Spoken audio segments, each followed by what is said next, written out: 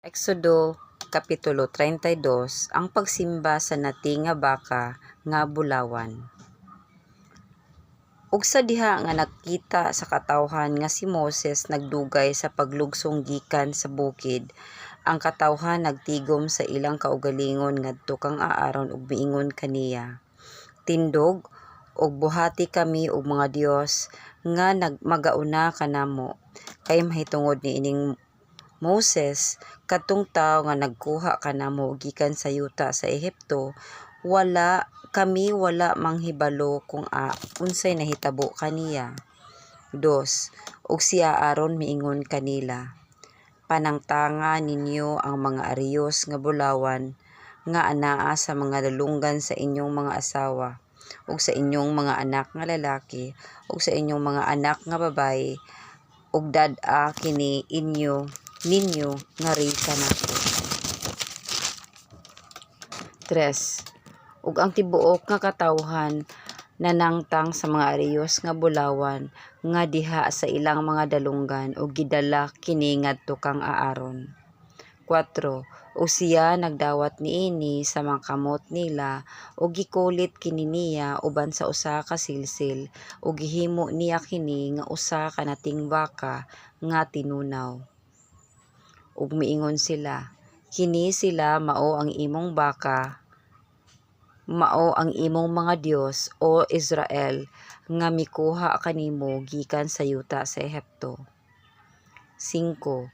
Ug sa diha nga si Aaron nakakita niini, nagtukod siya og usa ka halaran sa atubangan sa nating baka, ug si Aaron nagmantala ug miingon, "Ugma mao ang fiesta ni Jehova." 6. Ug nanagmata sila sa pagsayo sa sunod nga buntag ug nanaghalad sila og mga halad nga sinunog ug nanagdala sila og mga halad sa pakigdait ug milingkod ang katawhan sa pagkaon ug sa pag-inom ug nanagpanindog sila sa pagdula. 7. Ug si Jehova miingon kang Moses, "Lumakaw ka, lumugsong ka ngadto sa ubos, kay ang imong katawhan nga gikuha mo gikan sa yuta sa Ehipto na nagdaot sa ilang kaugalingon." 8. Sila nahisimang sa hinalili gikan sa dalan nga akong gisugo kanila, ug nanagbuhat sila alang kanila og usa ka nating baka nga tinunaw, ug nanagsimba sila niini, ug nanaghalad sila niini, ug nanag-ingon kini sila mao ang imong mga Dios, o Israel, nga nagkuha kanimo gikan sa yuta sa Ehipto. 9. Ug si Jehova miingon kang Moses, "Nakita ko kining katawhan ug ania karon kini maoy katawhan nga maggahi og liog. 10. Busa karon pasagding ako nga magadilaab ang akong kaligot-got batok kanila ug paga-ut-uton ko sila ug ikaw pagabuhaton nga usa ka dako nga nasod." 11. Ug si Moses nangamuyo kang Jehova nga iyang Dios ug nag-ingon, "O Jehova, ngano ba nga magadilaab ang imong kaaligot-got batok sa imong katawhan nga imong gikuha gikan sa yuta sa Ehipto uban sa usa ka dakong gahom ug uban sa usa ka kamot nga kusgan?" 12.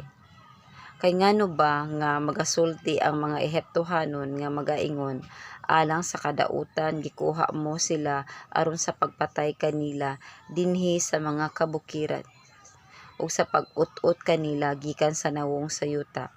Kuhaa ang kabangis sa imong kasuko ug bumulag ka gikan niining kadautan batok sa imong katawhan."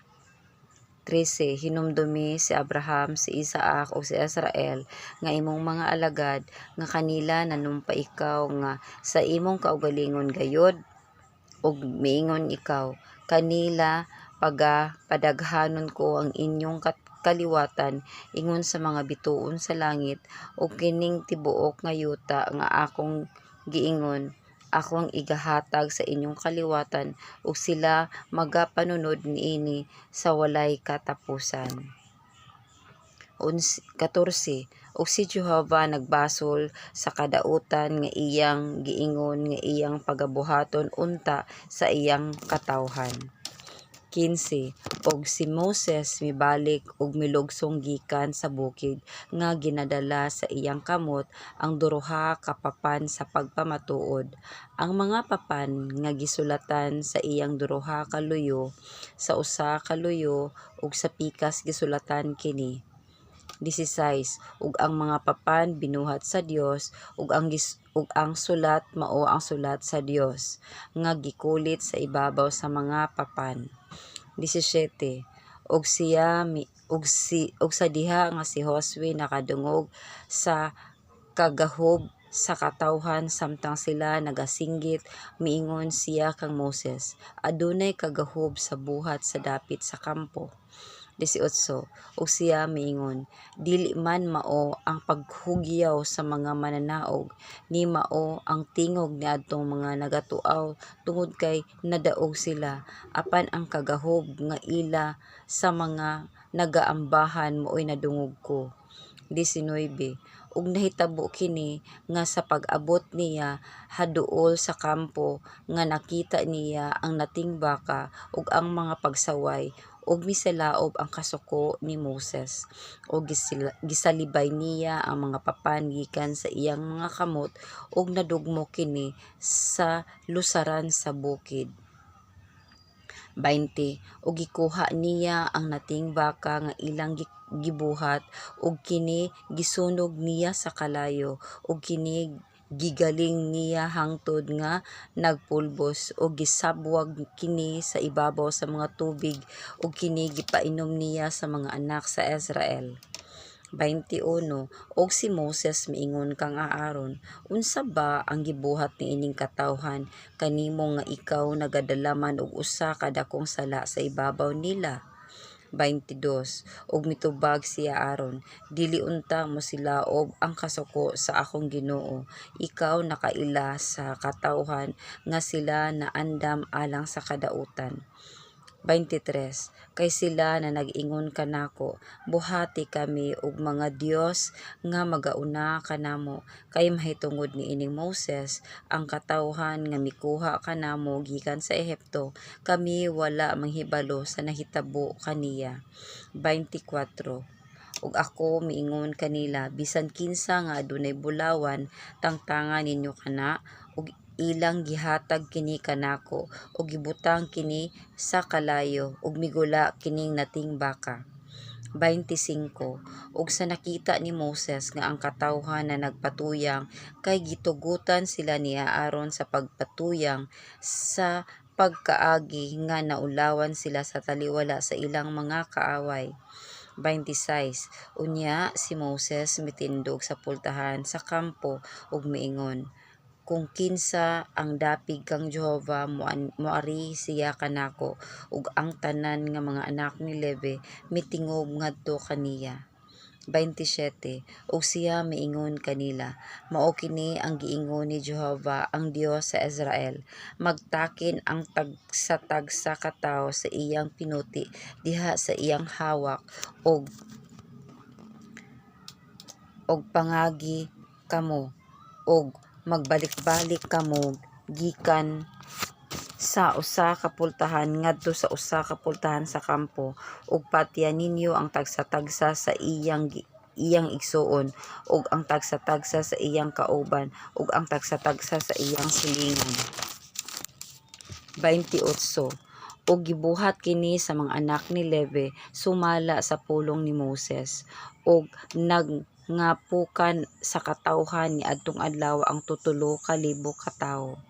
29. Og si Moses miingon, igahin ang inyong kaugalingon karon kang Jehovah. Oo, ang tagsa-tagsa ka tawo batok sa iyang anak nga lalaki ug batok sa iyang igsuon nga lalaki aron siya maghatag kaninyo sa iyang panalangin niining adlaw.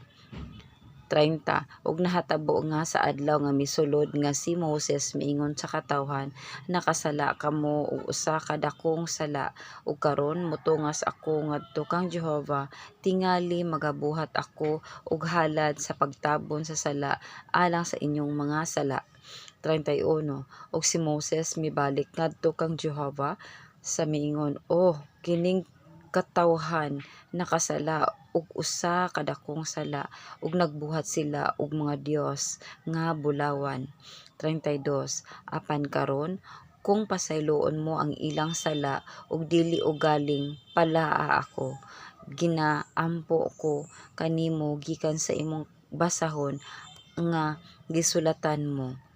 33 ug si Jehova miingon kang Moses, bisan kinsa nga nakasala batok kanako, kini siya pagapalaon ko sa akong basahon.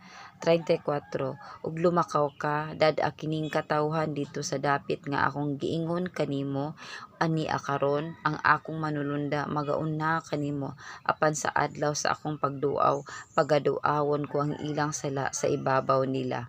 35 O gisamaran ni Jehova ang katawhan kay nagbuhat sila og lating baka nga binuhat ni Aaron.